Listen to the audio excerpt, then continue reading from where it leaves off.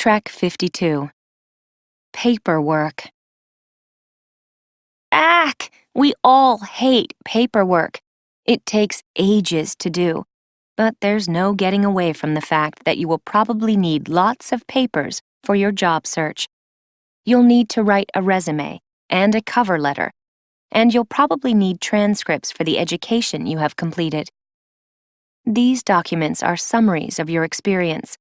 The cover letter is a formal letter of interest in the job, explaining why you would be an excellent fit for the company and how your past accomplishments will help the company. The resume shows all the work you've done. The transcript shows all the classes you've taken.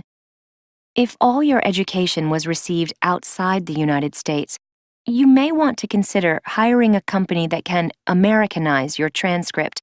That is, it will analyze your courses to see how they match up to similar courses in the United States, and they will figure out your GPA. Although some companies still hire new employees using only a paper or online application form without requiring a resume, for many jobs, you will probably need to complete both. We know, it seems like a waste of time, but hey, gotta keep the bigwigs happy. No matter what paperwork you need for a new job, it's a good idea to think through all your previous experience and skills before an interview. You'll need to be on the ball to really sell yourself. The interview is a very short time to give as much information as you can. Writing a good cover letter and resume is an art form. There are hundreds of books and articles about how to do this, and of course, there's a ton of free information online. It's important to choose information that applies to the type of position you're looking for. Although it may take a lot of time, it really is worth doing this well. Make sure you get someone to check it over for you. Employers say there is nothing worse than looking at a resume full of errors. Oh boy, we know. We've seen some beauts.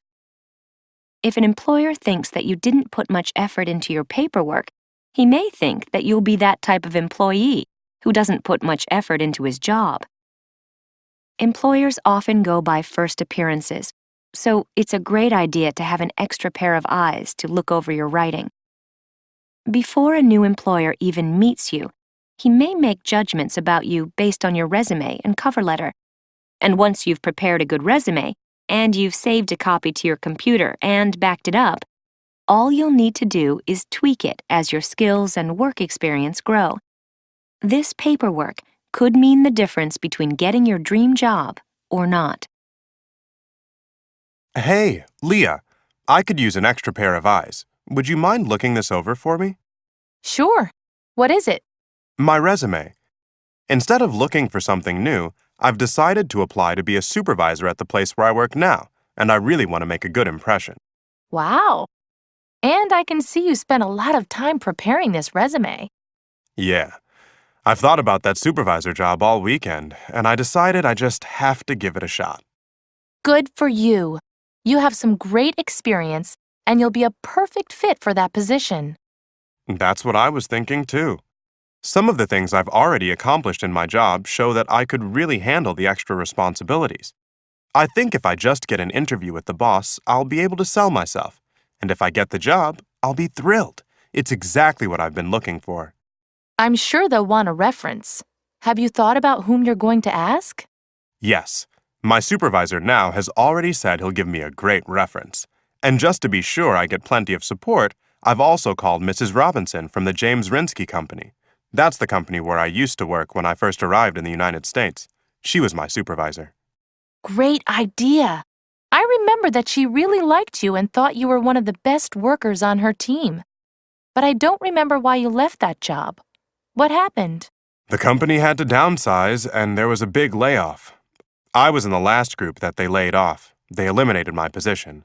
I know Mrs. Robinson felt really bad when she had to let me go. She said she would be happy to help me any way she could with finding a new job. Sounds like she'll be a perfect reference. I'm sure she'll be really happy to give you a great recommendation. Good luck. Thanks. I'll need luck. And a resume with no mistakes. Pronunciation pointer. B-E-A-U-T is pronounced butte. It's like beauty. Beautiful.